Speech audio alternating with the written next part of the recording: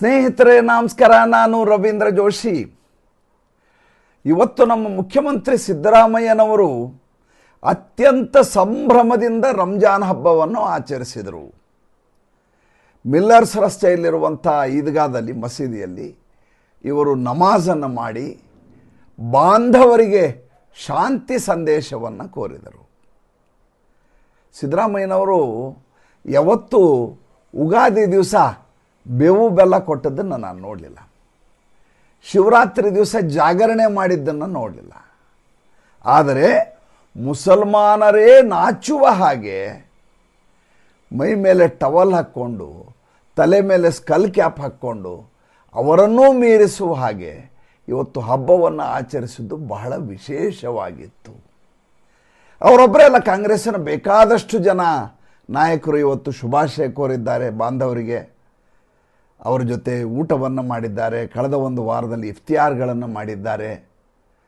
ರೋಜಾ ಮಾಡಿದ್ದಾರೋ ಇಲ್ಲೋ ಗೊತ್ತಿಲ್ಲ, ರೋಜಾನು ಮಾಡಿರಬಹುದು. ರೋಜಾ ಅಂದರೆ ಉಪವಾಸ. ಹಬ್ಬವಂತೂ ಸಂಭ್ರಮದಿಂದ ಆಚರಿಸಿದ್ದಾರೆ. ಆ ಕಡೆ ಪಶ್ಚಿಮ ಬಂಗಾಳದಲ್ಲಿ ಈ ಬಾರಿ ಹಬ್ಬ ಚೆನ್ನಾಗಿ ಆಗಲಿಲ್ಲ. ಮಮತಾ ಬೇಗಂ ಅವ್ರಿಗೆ ಪಾಪ ಅವ್ರ ನಿರೀಕ್ಷೆ ಹಾಗೆ ಆಗಲಿಲ್ಲ. ಏಕೆಂದರೆ ಅವ್ರ ಜೊತೆನೇ ಇದ್ದಂಥ ಹುಮಾಯೂನ್ ಕಬೀರು ಅವರಿಗೆ ಕೈ ಕೊಟ್ಟು ಸುಮಾರು 30 ಕ್ಷೇತ್ರಗಳಲ್ಲಿ ಅಭ್ಯರ್ಥಿಗಳನ್ನು ಘೋಷಣೆ ಮಾಡಿಬಿಟ್ಟಿದ್ದಾನೆ. ಇವತ್ತು ಬೆಳಗ್ಗೆ ಮಮತಾ ಬೇಗಂ ಅವರು ಕೂಡ ಹೋಗಿ ಬಾಂಧವರಿಗೆ ಶುಭ ಕೋರಿ ಬಂದರು. ಅವರು ಕೂಡ ಅಲ್ಲ ಬೆಲ್ಲ ಮಾಡಿದರು. ಈ ಬಾರಿ ಶುಕ್ರವಾರ ದಿವಸನೇ ಬಂದಿದೆ. ಕುತುಬಾ ಮತ್ತು ಈದು ಎರಡು ಒಟ್ಟಿಗೆ ಬಂದಿದೆ. ಇದು ಭಾರಿ ಸಂಯೋಗ. ಈ ರೀತಿ ಬರೋದು ಅಪರೂಪ. ನಿನ್ನೆ ರಾತ್ರಿ ಚಾಂದ್ ಕಂಡಿದೆ, ಇವತ್ತು ಬೆಳಗ್ಗೆ ಹಬ್ಬ ಆಗಿದೆ. ಇದು ಮುಸಲ್ಮಾನರಿಗಿಂತ ಈ ನಮ್ಮ ಕಾಂಗ್ರೆಸ್ಸು ಮತ್ತು ಎಡಚರ ರಾಜಕಾರಣಿಗಳಿಗೆ, ಮತಾಂಧರಿಗೆ ಅತ್ಯಂತ ಪವಿತ್ರವಾದಂಥ ಸಮಯ ಇದು. ಸಂಭ್ರಮದ ಕ್ಷಣ ಇದು. ಮಮತಾ ಬೇಗಂ ಅವರು ಚುನಾವಣೆಗೆ ಸನ್ನದ್ಧರಾಗ್ತಾ ಇದ್ದಾರೆ. ಭಾಳ ದೊಡ್ಡ ಸಮಸ್ಯೆ ಆಗಿದ್ದು ಏನಪ್ಪ ಅಂತಂದರೆ, ಅವರಿಗೆ ಯಾವ ಟಿಕೆಟನ್ನು ಅವರು ನಿರಾಕರಿಸ್ತಾ ಇದ್ದಾರಲ್ಲ, ಇವನಿಗೆ ಟಿಕೆಟ್ ಕೊಡಬಾರ್ದು, ಇವನಿಗೆ ಆ್ಯಂಟಿ ಇನ್ಕಮನ್ಸಿ ಇದೆ, ಇವನಿಗೆ ಟಿಕೆಟ್ ಕೊಡಬಾರ್ದು, ಈತ ನಿಂತರೆ ಸೋಲ್ತಾನೆ ಅಂತ ಯಾರ್ಯಾರಿದಾರಲ್ಲ, ಯಾವ್ಯಾವ ಹೆಸರುಗಳನ್ನು ಇವರು ಡಿಲೀಟ್ ಮಾಡ್ತಾ ಇದ್ದಾರೋ ಅವರೆಲ್ಲ ಬಂಡಾಯ ಅಭ್ಯರ್ಥಿಗಳಾಗಿ ಪಶ್ಚಿಮ ಬಂಗಾಳದಲ್ಲಿ ಚುನಾವಣೆಗೆ ನಿಲ್ತಾ ಇದ್ದಾರೆ. 294 ಕ್ಷೇತ್ರಗಳು. ಮಮತಾ ಬೇಗಂಗೆ ಅತಿ ದೊಡ್ಡ ಸಮಸ್ಯೆ ಆಗಿರೋದೇನಂತಂದರೆ, ನಿಮಗೀಗಾಗಲೇ ಗೊತ್ತಿರೋ ಹಾಗೆ SIRನಿಂದ ಯಾವ ಡೆಪಾಸಿಟ್ ವೋಟ್ಸ್ ಅಂತಿದ್ವೋ ಆ ಡೆಪಾಸಿಟ್ ವೋಟ್ಸ್ ಹೊರಟೋಗಿದ್ದಾವೆ. ಎರಡನೇದ ಹುಮಾಯೂನ್ ಥರದವರು ಮುಸಲ್ಮಾನ ಅಭ್ಯರ್ಥಿಗಳನ್ನು ತನ್ನ ಪಕ್ಷದಿಂದ ಇಳಿಸಿರೋದ್ರಿಂದ ಮುಸಲ್ಮಾನ ವೋಟುಗಳು ಹೊರಟು ಹೋಗ್ತಾ ಇದ್ದಾವೆ. ಜೊತೆಗೆ ವಲಸಿಗರ ವೋಟಂತೂ ಪ್ರಶ್ನೆನೇ ಇಲ್ಲ. ಮಜಾ ಅಂದರೆ ಅಮಿತ್ ಶಾಗೆ ಈ ಮಮತಾ ಬೇಗಂ ಅವರ ಮನಸ್ಥಿತಿ ತುಂಬ ಚೆನ್ನಾಗಿ ಗೊತ್ತಿದೆ. ಈಗ ನಮ್ಮಲ್ಲಿ ಏನಾಗ್ತದೆ ಅಂದರೆ, ಸಣ್ಣ ಹುಡುಗರಿಗೆ ಕಾಡಿಸೋ ಚಟ ಇರ್ತದೆ ಕೆಲವೊಬ್ರಿಗೆ, ಸ್ಯಾಡಿಸ್ಟಿಕ್ ಮನಸ್ಸು. ಹೋಗಿನಿಂದ ಪಟ್ ಅಂತ ಹೊಡೆಯೋದು, ಕಿವಿ ಹಿಂಡೋದು, ಕೂದಲು ಎಳೆಯೋದು, ಚೂಟೋದು, ಹುಡುಗರು ಮೇ ಅಂತ ತಕ್ಷಣ ಇವ್ರ ಖುಷಿ. ಭಾಳಷ್ಟು ಜನ ಹಿರಿಯರಿಗೆ ಈ ಚಟ ಇರ್ತದೆ. ಸಣ್ಣ ಮಕ್ಕಳು ಪಾಪ ಅವರು ಅಸಹಾಯಕರು, ಅಮಾಯಕರು. ಆದರೆ ಅವರನ್ನು ನೋಯಿಸುವ ಮೂಲಕ ಇವರು ವಿಘ್ನ ಸಂತುಷ್ಟಿ ಆಗುವಂಥ ಒಂದಷ್ಟು ಜನ ಇರ್ತಾರೆ. ಇದು ಮಮತಾ ಬೇಗಂಗೆ ಅಮಾಯಕರು, ಆಮೇಲೆ ಇವರು ಅವರನ್ನು ನೋಯಿಸುವ ಮೂಲಕ ವಿಘ್ನ ಸಂತುಷ್ಟಿ ಅಂತ ಅದನ್ನು ನೀವು ಇಲ್ಲಿ ತಾಳೆ ಹಾಕೋದಲ್ಲ, ಇದು ಏಕೀಭವಿಸೋದಲ್ಲ. ಆ ರೀತಿ ಮಮತಾ ಬೇಗಂ ಅವರು ತಕ್ಷಣದಲ್ಲಿ ಸಿಟ್ಟಿಗೆ ಹೇಳ್ತಾರೆ ಅನ್ನೋದು ಅಮಿತ್ ಶಾ ಅವರಿಗೆ ತುಂಬ ಚೆನ್ನಾಗಿ ಗೊತ್ತಿದೆ. ಮಮತಾ ಬೇಗಂ ಅವರು ಸಮಚಿತ್ತದಿಂದ ಇದ್ದದ್ದು, ಮಮತಾ ಬೇಗಂ ಅವರು ಉಲ್ಲಸಿತರಾಗಿದ್ದದ್ದು, ಮಮತಾ ಬೇಗಂ ಅವರು ಔದಾರ್ಯದಿಂದ ಬಹಳ ಸಮಾಧಾನದಿಂದ ಯಾವುದಾದ್ರೂ ಕೆಲಸದಲ್ಲಿ ಪಾಲ್ಗೊಂಡದ್ದನ್ನು ನೀವು ನೋಡುವಂಥ ಎಲ್ಲಿ ದೃಶ್ಯಗಳೇ ನಿಮ್ಗೆ ಸಿಗೋದಿಲ್ಲ. ತಕ್ಷಣದಲ್ಲಿ ಕೋಪವಿಷ್ಟಳಾಗುವಂಥ ಚಟ, ತಕ್ಷಣದಲ್ಲಿ ರಿಯಾಕ್ಟ್ ಮಾಡುವಂಥ ಚಟ, ಅನಗತ್ಯವಾಗಿ ಅಸಹಾಯಕಳಾಗಿ ಕಿರ್ಚಾಡುವಂಥ ಚಟ, ಈ ಎಲ್ಲ ಚಟಗಳು ಆಕೆಗಿರುವುದು ಅಮಿತ್ ಶಾಗೆ ತುಂಬ ಚೆನ್ನಾಗಿ ಗೊತ್ತಿದೆ. ಹೀಗೆ ಗೊತ್ತಾಗಿದ್ದರಿಂದ ಆಕೆಯನ್ನು ಎಷ್ಟು ಸಾಧ್ಯವೋ ಅಷ್ಟು ಕೋಪಾವಿಷ್ಟಳಾಗುವಂತೆ, ವ್ಯಗ್ರಗೊಳ್ಳುವಂತೆ, ಮನಸ್ಥಿತಿಯನ್ನು ಕದಡಿಕೊಳ್ಳುವಂತೆ, ಕಲವಿಲಗೊಳ್ಳುವಂತೆ ಮಾಡುವುದರಲ್ಲಿ ಕಳೆದ 1 ವರ್ಷದಿಂದ ಅಮಿತ್ ಶಾ ಅತ್ಯಂತ ಯಶಸ್ವಿಯಾಗಿದ್ದಾರೆ. ಈಗ ಚುನಾವಣೆ ನಡೀತಾ ಇರೋದು ಯಾರ್ಯಾರ ಮಧ್ಯೆ? ಚುನಾವಣೆ ನಡೀತಾ ಇರೋದು ತೃಣಮೂಲ ಕಾಂಗ್ರೆಸ್ಸು ಮತ್ತು ಭಾರತೀಯ ಜನತಾ ಪಾರ್ಟಿ ಮಧ್ಯೆ ಅಲ್ಲ. ಕಳೆದ 6-8 ತಿಂಗಳಿಂದ ಚುನಾವಣೆಯ ಪೈಪೋಟಿ ನಡೀತಾ ಇರೋದು ಚುನಾವಣಾ ಆಯೋಗ ಮತ್ತು ಮಮತಾ ಬೇಗಂ ಮಧ್ಯೆ. ತನ್ನ ಏಕಮೇವ ಶತ್ರು ಚುನಾವಣಾ ಆಯೋಗ ಅಂತ ಮಮತಾ ಬೇಗಂ ತೀರ್ಮಾನ ಮಾಡಿಬಿಟ್ಟಿದ್ದಾರೆ. ಅವರ ಏಕಮೇವ ಟಾರ್ಗೆಟ್ಟು ಈಗಿರುವಂಥ ಚೀಫ್ ಎಲೆಕ್ಷನ್ ಕಮಿಷನರ್ ಆದಂಥ ಜ್ಞಾನೇಶ್ ಕುಮಾರ್ ಅವರು.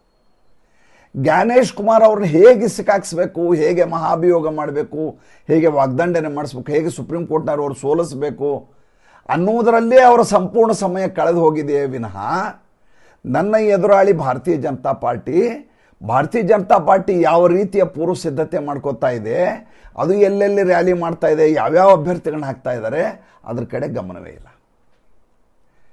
ಯಾಕೆ ಗಮನ ಇಲ್ಲ ಅಂದರೆ ಯಾವ ವ್ಯಕ್ತಿ ಕೋಪಾವಿಷ್ಟನಾಗಿರ್ತಾನೋ, ಯಾವ ವ್ಯಕ್ತಿ ತನ್ನ ಮಾನಸಿಕ ಸ್ಥಿತಿಯನ್ನು ಅಲ್ಲಿ ಸ್ಥಿಮಿತವನ್ನು ಕಳ್ಕೊಂಡಿರ್ತಾನೋ ಆ ವ್ಯಕ್ತಿಗೆ ಅದ್ರ ಬಗ್ಗೆ ಆಲೋಚನೆ ಇರೋದಿಲ್ಲ, ವಿವೇಚನೆ ಹೊರಟೋಗಿರುತ್ತೆ. ಮುಂಚೆ ನಾವು ಸಣ್ಣವರಿದ್ದಾಗೆ ಫಾರ್ಮುಲಾ 44 ಅಂತ ಒಂದು ಸಿರಪ್ ಬರೋದು, ದೂರದರ್ಶನದಲ್ಲಿ ಜಾಹೀರಾತು, ಆಕಾಶವಾಣಿಯಲ್ಲಿ ಜಾಹೀರಾತು ಹಾಕೋರು, 2 ಚಮಚ ಕುಡಿದು ಬಿಡಿ ಕೆಲಸವನ್ನು ನಿಭಾಯಿಸಿ ಅಂತ. ಕಫ್ ಸಿರಪ್, ಅದು ಒಂಥರ ಕಫ್ ಸಿರಪ್ಪು, ಸಣ್ಣ ಜ್ವರ ಗಿರ ಬಂದರೆ ಈಗೇನು ಕ್ರೋಸಿನ್ ಗೀಸಿನ್ ಬರ್ತಾವಲ್ಲ ಆ ಥರದ್ದು. ಫಾರ್ಮುಲಾ 44 ಅಂತ ಅದರ ಹೆಸರು. ಭಾರತೀಯ ಜನತಾ ಪಾರ್ಟಿ ಅಂಥದೇ ಯೋಜನೆಯನ್ನು ಮೊದಲು ಬಿಡುಗಡೆ ಮಾಡ್ತೀವಿ. ಮೊನ್ನೆ 144 ಅಭ್ಯರ್ಥಿಗಳ ಮೊದಲ ಪಟ್ಟಿಯನ್ನು ಬಿಡುಗಡೆ ಮಾಡ್ತೀವಿ. ಮೊದಲೇದು 144. ಏನಿದೆ 144? ನೀವು ಇದನ್ನು ಸ್ಟಡಿ ಮಾಡಬೇಕು ಅಂದರೆ 2014ರಿಂದ ಇಲ್ಲಿಯವರೆಗೆ ಆಗಿರುವಂಥ ಚುನಾವಣೆಯ ಪಟ್ಟಿಯನ್ನು ಇಟ್ಕೋಬೇಕು. 2014 ಲೋಕಸಭಾ ಚುನಾವಣೆ, 2016 ಪಶ್ಚಿಮ ಬಂಗಾಳದ ವಿಧಾನಸಭಾ ಚುನಾವಣೆ, 2019 ಅಲ್ಲಿಯ ಲೋಕಸಭಾ ಚುನಾವಣೆ, 2021 ಅಲ್ಲಿಯ ವಿಧಾನಸಭಾ ಚುನಾವಣೆ, 2024 ಭಾರತ ದೇಶದ ಲೋಕಸಭಾ ಚುನಾವಣೆ. ಈ 5 ಚುನಾವಣೆಯಲ್ಲಿ ಯಾರು ತೃಣಮೂಲ ಕಾಂಗ್ರೆಸ್ಗೆ ಪೈಪೋಟಿಯನ್ನು ಒಡ್ಡಿದರೋ ಅಂಥ ಮೊದಲ ಪಟ್ಟಿ ಏನಿದೆ ಅಂದರೆ ಗೆಲ್ಲುವ ಹಂತದಲ್ಲಿದ್ದು ಸೋತಂಥವ್ರು, ಅಂಥವ್ರ 144 ಹೆಸರುಗಳನ್ನು ಬಿಡುಗಡೆ ಮಾಡ್ತೀವಿ. ನೋಡಿ, ಇದಕ್ಕೆ ಎಷ್ಟು ಸ್ಟ್ರಾಟಜಿ ಮಾಡಿರ್ಬೋದು, ಎಷ್ಟು ಹೋಮ್ವರ್ಕ್ ಮಾಡಿರ್ಬೋದು, ಮತ್ತು ಎಷ್ಟು ಕರಾರುವಾಕ್ಕಾಗಿ ನಿಖರವಾಗಿ ಕೆಲಸವನ್ನು ಭಾರತೀಯ ಜನತಾ ಪಾರ್ಟಿ ಮಾಡ್ತಾ ಇರ್ಬೋದು. ಭಾರತೀಯ ಜನತಾ ಪಾರ್ಟಿ ವೈಶಿಷ್ಟ್ಯ ಏನಂದರೆ, ಗೆದ್ದ ತಕ್ಷಣ ಕೇಂದ್ರ ಕಚೇರಿ ದಿಲ್ಲಿಯಲ್ಲಿ ನರೇಂದ್ರ ಮೋದಿ ಭಾಷಣ ಮಾಡ್ತಾರಲ್ಲ, ಸಂಜೆ 6-6:30 ಭಾಷಣ ಮಾಡ್ತಾರೆ ಅವರು. ಯಾವುದೇ ರಾಜ್ಯವನ್ನು ಗೆದ್ದ ದಿವಸ ಅಲ್ಲಿ ಬಂದು ಭಾಷಣ ಮಾಡ್ತಾರೆ, ಕಾರ್ಯಕರ್ತರು ಉದ್ದೇಶಿಸಿ ಅವರಿಗೆ ಹುರಿದುಂಬಿಸುವ ಕೆಲಸವನ್ನು ಮಾಡ್ತಾರೆ. ಅದಾದಮೇಲೆ ಯಾಕೆ ಗೆದ್ವಿ ಅಂತ ಒಂದು ಕಮಿಟಿ ಇರ್ತದೆ, ಆ ಕಮಿಟಿ ಲಿಸ್ಟ್ ಮಾಡುತ್ತೆ, ಎಲ್ಲೆಲ್ಲಿ ಗೆದ್ದಿದ್ದೀವಿ, ಯಾಕೆ ಗೆದ್ದಿದ್ದೀವಿ, ಎಲ್ಲೆಲ್ಲಿ ಸೋತಿದ್ದೀವಿ, ಯಾಕೆ ಸೋತಿದ್ದೀವಿ. ಇನ್ನು ಸೋತಾಗ, ಯಾವುದಾದ್ರೂ ರಾಜ್ಯ ಸೋತಾಗ ಸುಮ್ಮನೆ ಕೂಡಲ್ಲ ಪಕ್ಷ, ಎಷ್ಟು ಕ್ಷೇತ್ರಗಳಲ್ಲಿ ಸೋತಿದ್ದೀವಿ, ಯಾಕೆ ಸೋತಿದ್ದೀವಿ ಅಂತ. ಈಗ ತುಂಬ ಚೆನ್ನಾಗಿ ವ್ಯವಸ್ಥೆ ಇದೆ. ಹೇಗೆಂದರೆ ಪ್ರತಿ ಬೂತಿನಲ್ಲಿ ನಮ್ಗೆ ಎಷ್ಟು ವೋಟ್ ಬಂದಿದ್ದಾವೆ ಅಂತ ಸ್ಪಷ್ಟವಾಗಿ ಗೊತ್ತಾಗುತ್ತೆ. ಎಲೆಕ್ಟ್ರಾನಿಕ್ ವ್ಯವಸ್ಥೆ ಇರೋದ್ರಿಂದ ಮೊದಲಿನ ಥರ ಸಮಸ್ಯೆ ಇಲ್ಲ, ಸಂಪೂರ್ಣವಾದ ಮಾಹಿತಿ ನಮ್ಗೆ ಸಿಕ್ಬಿಡುತ್ತೆ. ಹೀಗಾಗಿ ಎಲ್ಲಿ ನಾವು ವೀಕ್ ಇದ್ದೀವಿ, ಎಲ್ಲಿ ಸರಿ ಮಾಡ್ಕೋಬೇಕು ಅನ್ನೋದು ಗೊತ್ತಾಗತ್ತೆ, ಎಲ್ಲಿ ನಾವು ಪ್ರಬಲವಾಗಿದ್ದೀವಿ, ಮುಂದಿನ ಸಲ ಹೇಗೆ ಉಳಿಸ್ಕೋಬೇಕು ಎರಡೂ ಗೊತ್ತಾಗತ್ತೆ. ಆ ಕೆಲಸವನ್ನು ಅತ್ಯಂತ ಆಸ್ಥೆಯಿಂದ ಭಾರತೀಯ ಜನತಾ ಪಾರ್ಟಿ ಈ ಬಾರಿ ಪಶ್ಚಿಮ ಬಂಗಾಳದಲ್ಲಿ ಮಾಡಿದೆ. ನೋಡಿ, ಮಜಾ ನೋಡಿ, ಮಮತಾ ಬೇಗಂ ಅವರು ಇಡೀ 6 ತಿಂಗಳಿಂದ ಒಂದು ಚೂರು ಚುನಾವಣೆ ಕೆಲಸವನ್ನು ಮಾಡಿಲ್ಲ. ಅವರ ಸಂಪೂರ್ಣ ಸಮಯ ಎಲ್ಲ ನ್ಯಾಯಾಂಗದಲ್ಲಿ ಓಡಾಡೋದು, ಸುಪ್ರೀಂ ಕೋರ್ಟ್ನಲ್ಲಿ ಹೋರಾಟ ಮಾಡೋದು, ಜನರನ್ನು ಹೆದರಿಸೋದು, BJP ವಿರುದ್ಧ, ಚುನಾವಣಾ ಆಯೋಗದ ವಿರುದ್ಧ ಹೋರಾಟ ಮಾಡಲಿಕ್ಕೆ ಪ್ರತಿಭಟನೆ ಕೂಡಿಸೋದು, ಇದರಲ್ಲೇ ಸಂಪೂರ್ಣವಾಗಿ ತಮ್ಮ ಸಮಯವನ್ನು ವ್ಯರ್ಥ ಮಾಡಿಬಿಟ್ರು. ಈ ಡಕ್ಸ್ ವರ್ತ್ ಅಂತ ಇರ್ತದೆ ಇದರೊಳಗೆ ಕ್ರಿಕೆಟಲ್ಲಿ. ಏನಿದು ಡಕ್ಸ್ ವರ್ತ್ ಅಂತಂದರೆ, ಓವರ್ಗಳು ಕಡಿಮೆ ಆದಾಗ, ಮಳೆ ಗಿಳೆ ಬಂದು ಏನಾದರೂ ಆದ ಸಂದರ್ಭದಲ್ಲಿ ಕ್ರಿಕೆಟಲ್ಲಿ ಓವರ್ಗಳು ಕಡಿಮೆ ಮಾಡಿಕೊಂಡು ಕ್ರಿಕೆಟ್ ಆಡುವಂಥ ಸಿಸ್ಟಮ್ಮು. 50 ಓವರ್ನ ಮ್ಯಾಚ್ ಇರ್ತದೆ, ಇದ್ದಕ್ಕಿದ್ದಾಗೆ ಮಳೆ ಬಂದುಬಿಡ್ತದೆ. ಮಳೆ ಬಂದಾಗ ಏನು ಮಾಡ್ತಾರೆ, ಕ್ರಿಕೆಟ್ ಆಡಲಿಕ್ಕೆ ಆಮೇಲೆ ಪಿಚ್ಚನ್ನು ಕ್ಲಿಯರ್ ಮಾಡಲಾಗುತ್ತೆ. ಆವಾಗ ಆವರೇಜ್ ತೆಗೆದು ಟಾರ್ಗೆಟನ್ನು ಫಿಕ್ಸ್ ಮಾಡ್ತಾರೆ. ಡಕ್ಸ್ ವರ್ತ್ ಅಂತ ಹೇಳ್ತಾರೆ, ಅದಕ್ಕೆ DCM ಅಂತೇನು ಹೇಳ್ತಾರೆ ಅದಕ್ಕೆ. ಈ ಪದ್ಧತಿ ಈಗ ಪಶ್ಚಿಮ ಬಂಗಾಳದ ಚುನಾವಣೆಯಲ್ಲಿ ಯಾಕೆ ಅದನ್ನ ಮಾಡ್ಕೋಬೇಕಾಗಿತ್ತು. ಹೆಂಗೆ ಅಂದರೆ, ಈಗ ನನ್ನ ವೋಟರ್ಸು ಹೊರಟೋಗಿದ್ದಾರೆ, ಯಾರು ವಲಸಿಗರಿದ್ದಾರೆ ಅವ್ರನ್ನ ಕಿತ್ತಾಕ್ಬಿಟ್ಟಿದ್ದಾರೆ, ಮುಸಲ್ಮಾನರು ಅಭ್ಯರ್ಥಿಗಳನ್ನ ಹಾಕ್ತಾ ಇದ್ದಾರೆ, ಹೀಗಾಗಿ ನಾನು ಅಲ್ಲಿ ಗೆಲ್ಲುವ ಸಾಧ್ಯತೆ ಇಲ್ಲ. ಹಾಗಾದರೆ ಏನು ಮಾಡಬೇಕು, ಯಾರು ಉಳಿದಿದ್ದಾರೆ ಅವರನ್ನು ಹೇಗಾದರೂ ಮಾಡಿ ಗೆಲ್ಲುವಂಥ ಮತ್ತು ಅವ್ರನ್ನ ಮನವೊಲಿಸುವಂಥ ಕೆಲಸವನ್ನು ಮಾಡಬೇಕಾಗಿತ್ತು. ತಮ್ಮ ಕಾರ್ಯಕರ್ತರನ್ನು ಬಿಟ್ಟು ಅಲ್ಲಿ ಓಲೈಸುವ ಕೆಲಸಗಳಾಗಬೇಕಾಗಿತ್ತು. ಮಮತಾ ಬೇಗಮ್ಮ ಕೆಲಸ ಮಾಡಲಿಲ್ಲ. ಆಕೆ ಹೋರಾಟ ಪ್ರಕ್ಷುಬ್ಧತೆ, ಕ್ಷೋಭೆ ಅದರಲ್ಲೇ ಕಳೆದ್ರೆ ವಿನಃ ಇರುವ ಸಮಯವನ್ನು ಸರಿಯಾಗಿ ಬಳಸ್ಕೊಳ್ಳಿಕ್ಕೆ ಸಾಧ್ಯ ಆಗಲಿಲ್ಲ. ಹಾಗಾದರೆ ಭಾರತೀಯ ಜನತಾ ಪಾರ್ಟಿ ಏನು ಮಾಡ್ತಾ ಇದೆ? ಭಾರತೀಯ ಜನತಾ ಪಾರ್ಟಿಯ ನರೇಂದ್ರ ಮೋದಿ ಅವರು ಪಶ್ಚಿಮ ಬಂಗಾಳದಲ್ಲಿ 16 ರ್ಯಾಲಿಗಳನ್ನು ಮಾಡಲಿದ್ದಾರೆ. 16 ರ್ಯಾಲಿ ಮತ್ತು ರೋಡ್ ಶೋ. ಅಮಿತ್ ಶಾ ಅವರು 8 ರ್ಯಾಲಿಗಳನ್ನು ಮಾಡಲಿದ್ದಾರೆ ಮತ್ತು ರೋಡ್ ಶೋ ಮಾಡಲಿದ್ದಾರೆ.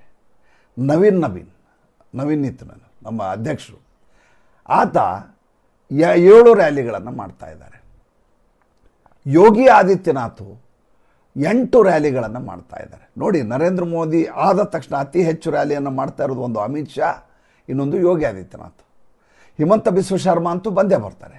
ಅಂದರೆ ಯಾವ ರೀತಿಯ ತಯಾರಿಗಳನ್ನು ಇವರು ಮಾಡ್ಕೊಂಡಿದ್ದಾರೆ ಅಂದರೆ, ಈ ಬಾರಿಯ ಚುನಾವಣೆಯಲ್ಲಿ ನಾವು ಯಾವುದೇ ಕಾರಣಕ್ಕೂ ಬಿಡಲೇಬಾರ್ದು ಅನ್ನುವಂಥ ಹಠಕ್ಕೆ ಭಾರತೀಯ ಜನತಾ ಪಾರ್ಟಿ ನಿಂತಿದೆ. ಅದು ಫಸ್ಟ್ಗೆ 144 ಆಯಿತಾ, ನಿನ್ನೆ 111 ಜನರ ಪಟ್ಟಿಯನ್ನು ಬಿಡುಗಡೆ ಮಾಡಿದ್ದಾರೆ. ಒಟ್ಟು 294 ಕ್ಷೇತ್ರಗಳು, 144 ಪ್ಲಸ್ 111 255 ಆಯಿತು. ಭಾರತೀಯ ಜನತಾ ಪಾರ್ಟಿಗೆ ತುಂಬ ಚೆನ್ನಾಗಿ ಗೊತ್ತಿದೆ, 50ರಿಂದ 65 ಸ್ಥಾನಗಳಲ್ಲಿ ನಮ್ಮ ಅಭ್ಯರ್ಥಿಗಳು ಗೆಲ್ಲೋದಿಲ್ಲ. 50 to 65. ಬಹಳಷ್ಟು ಕಡೆ ಮುಸಲ್ಮಾನರ ಪ್ರಾಬಲ್ಯ ಇದೆ. ಇನ್ನು ಉಳಿದ ಕಡೆ ನಮ್ಮ ಅಭ್ಯರ್ಥಿಗಳನ್ನ ಹಾಕಿದರೆ ಅವರು ಠೇವಣಿ ಕಳ್ಕೊಳ್ಳುವ ಹಂತದಲ್ಲಿದ್ದರು ಇಷ್ಟು ದಿವಸ. ಅಲ್ಲಿ ಹೆಚ್ಚು ಜೋರನ್ನು ಕೊಡೋಂಗಿಲ್ಲ, ಅಲ್ಲಿ ಹೆಚ್ಚು ಪ್ರೆಷರನ್ನು ಹಾಕಿ ಒತ್ತಡದಲ್ಲಿ ಕೆಲಸ ಮಾಡೋ ಹಾಗಿಲ್ಲ. ಅಭ್ಯರ್ಥಿಗಳನ್ನು ಹಾಕೋದು. ಯಾಕೆ ಅಭ್ಯರ್ಥಿಗಳನ್ನ ಹಾಕೋದು? ಮುಂದಿನ ದಿನಗಳಲ್ಲಿ ಅದು ಫಲ ಕೊಡಬಹುದು ಅಂತ ಈಗ ಬೀಜವನ್ನು ಬಿತ್ತನೆ ಮಾಡುವುದಕ್ಕೆ ಈಗ ಅಲ್ಲಿ ಅಭ್ಯರ್ಥಿಯನ್ನು ಹಾಕೋದು. ಗೆಲ್ಲೋದಿಲ್ಲ ಅಂತ ಗೊತ್ತಿದೆ, ಆದರೆ ಅಭ್ಯರ್ಥಿ ಇರ್ತಾನೆ, ಅಲ್ಲಿ ಪ್ರಚಾರವೂ ನಡೀತದೆ. ಆದರೆ ನಿರೀಕ್ಷಿತ ಮಟ್ಟದಲ್ಲಿ ಇಡೀ ವ್ಯವಸ್ಥೆಯನ್ನು ಅಲ್ಲಿ ಹರಿಬಿಡೋ ಹಾಗಿಲ್ಲ. 144 ಇದಾವಲ್ಲ, ಈ 144ಕ್ಕೆ 144 ಗೆಲ್ಲೇಬೇಕು. ಇನ್ನು 111 ಇದೆಯಲ್ಲ, ಈ 111ರಲ್ಲಿ ಕಡಿಮೆ ಅಂದರೂ ಒಂದು 50 ಸ್ಥಾನಗಳನ್ನಾದರೂ ಗೆಲ್ಕೋಬೇಕು, 50% ಆದರೂ ಗೆಲ್ಕೋಬೇಕು. ಇದು ಲೆಕ್ಕಾಚಾರ ಆಗಿದೆ. ಅಲ್ಲಿಗೆ ಎಷ್ಟಾಯಿತು? ನನ್ನ ಅಂದಾಜಿರೋದು 294ರಲ್ಲಿ ನಿಮ್ಗೆ ಗೊತ್ತು, 148ಕ್ಕೆ ಅಲ್ಲಿ ವಿನ್ನಿಂಗ್ ಪಾಯಿಂಟ್, ಮ್ಯಾಜಿಕ್ ನಂಬರ್ ಅಂತ ಹೇಳ್ತಾರೆ. 170ರಿಂದ 180 ಸ್ಥಾನಗಳು ಬರ್ತವೆ ಅಂತ ಈಗ ನಿರೀಕ್ಷೆಯನ್ನು ಮಾಡಲಾಗ್ತಾ ಇದೆ. ಕಳೆದ 7ರಿಂದ 8 ತಿಂಗಳ ಸಮಯದಲ್ಲಿ ಸುಮಾರು 5ರಿಂದ 6 ಸಾವಿರ ಜನ RSS ಕಾರ್ಯಕರ್ತರು ಇಡೀ ಪಶ್ಚಿಮ ಬಂಗಾಳದ ಉದ್ದಗಲದಲ್ಲಿಯೂ ಸಂಚರಿಸಿ ಜನರಿಗೆ ಮತ ಹಾಕಲಿಕ್ಕೆ ಓಲೈಸ್ತಾ ಇದ್ದಾರೆ. BJPಗೆ ಮತ ಹಾಕಿ ಅಂತ ಹೇಳಲ್ಲ, ಮತ ಹಾಕಬೇಕು. ನಿಮ್ಮ ಹಕ್ಕನ್ನು ನೀವು ಪ್ರತಿಪಾದನೆ ಮಾಡಿ.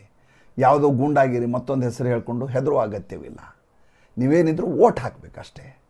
ಆ ರೀತಿಯಾಗಿ ಜನರನ್ನ ಮನವೊಲಿಸುವ ಕೆಲಸ ಮಾಡ್ತಾ ಇದ್ದಾರೆ.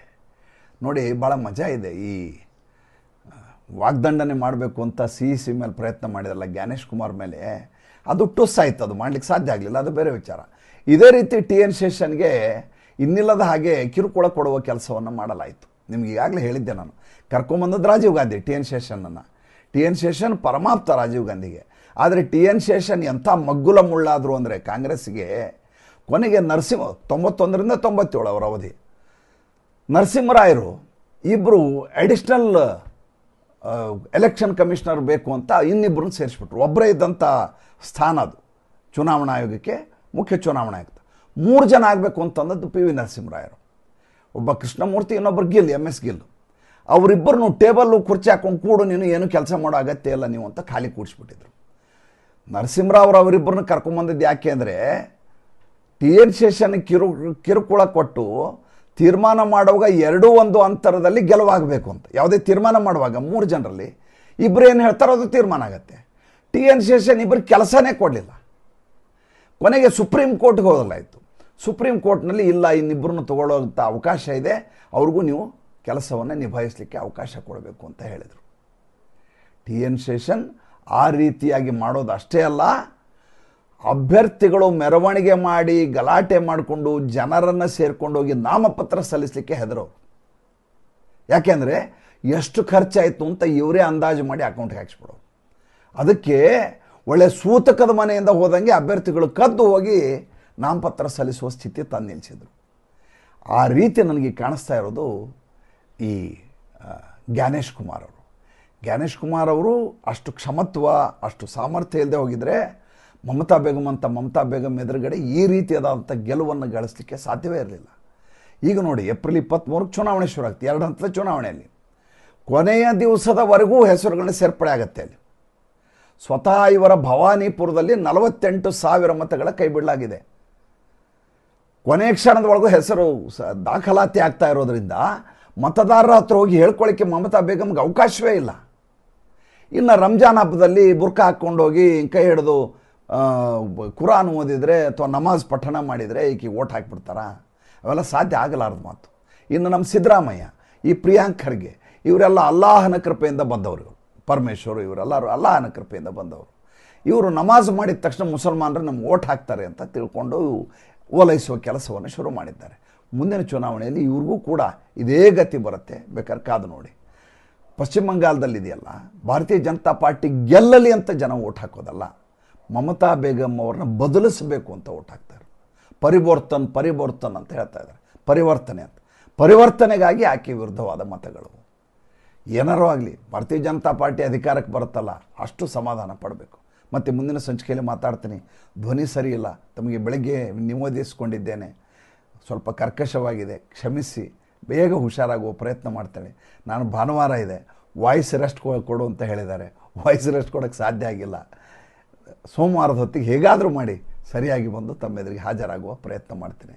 ನಿಮ್ಮ ಆಶೀರ್ವಾದ, ನಿಮ್ಮ ಕಳಕಳಿ ನನಗೆ ಅರ್ಥ ಆಗತ್ತೆ. ಪ್ರತಿಯೊಬ್ಬರೂ ಕೆಳಗೆ ಕಮೆಂಟ್ ಹಾಕಿ ನನ್ನ ಆರೋಗ್ಯಕ್ಕಾಗಿ ಪ್ರಾರ್ಥಿಸಿದ್ದೀರಿ. ನಿಮಗೆಲ್ಲರಿಗೂ ನಮಸ್ಕಾರ.